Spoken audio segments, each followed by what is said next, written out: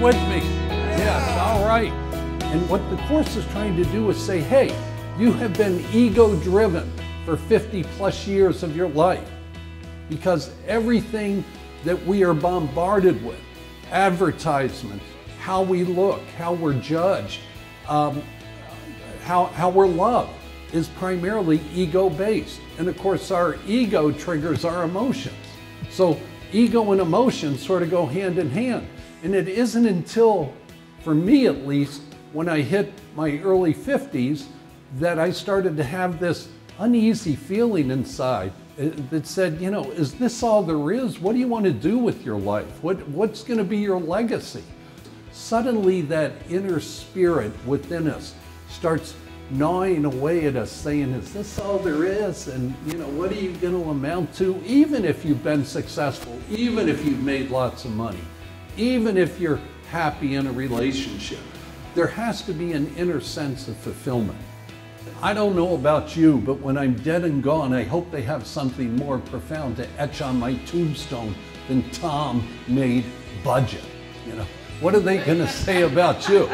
You know, so, you know, it's okay to work at your passion. You do not have to be enslaved to a boss who's a jerk or who doesn't value you or they don't pay you enough. In this day and age, and I tell my daughters this, you know, do what you have a passion for. We all have what I call the personal power pack of strengths. And strengths are those vibrant qualities that you bring to your everyday that help you to live your life. You didn't learn them in school, they came down the birth canal with you, you've always had them. A lot of people want to ignore them. Ego will get you to ignore them. But inside they are your true essence and your true power.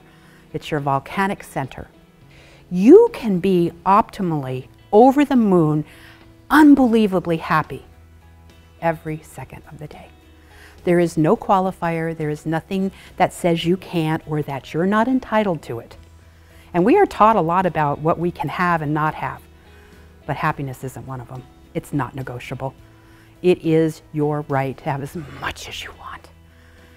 Who are we really?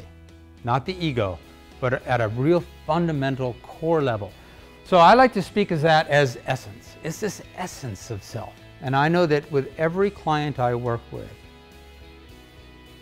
the success of contentment happens through paying some attention to this I amness.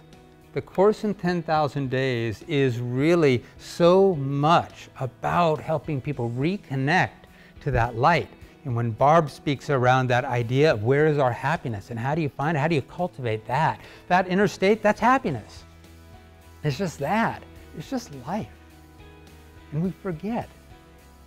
We get caught up in the drama. We get caught up in the physical doings, and we forget that no matter what happens, underneath it all, there is life. I was looking at a mountain, and I was thinking, wow, that's magnificent. It's perfect. It's what it is. It's perfect. It's magnificent. And then I was looking at a little, like this tiny little butterfly that was landing on one of my cactus flowers. And I was looking at it going, oh, that's so tender. It's beautiful. It's perfect. And then a buddy of mine sent me a photograph of his grandson, little baby, newborn. And I looked at it and went, oh, that's so precious. It's like innocent. It's perfect. And then I turned my gaze to myself. And I go, oh, I don't know. Like, right? Why am I any different than the mountain and the flower and the butterfly and the baby? Why am I any different? Only because I start to believe the lies. That's it. What is really spirituality? You know, for many of us, it's kind of been mixed with religion, but we know that they're two separate and distinctive concepts. I define spirituality as the glue that holds the body, mind, and spirit together. Without it, we kind of live a fragmented life. The best way to be of service to humanity, I feel, is really working on yourself, because when you work on yourself, you get to the peace, contentment, that point where you are the I of the storm, as I call it. This is what it's like to be physically present in your body.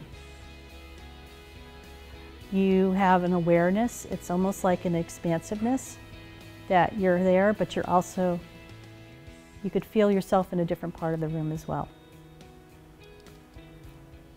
This is where you come from to create your life. This is how you manifest things in your life from this space,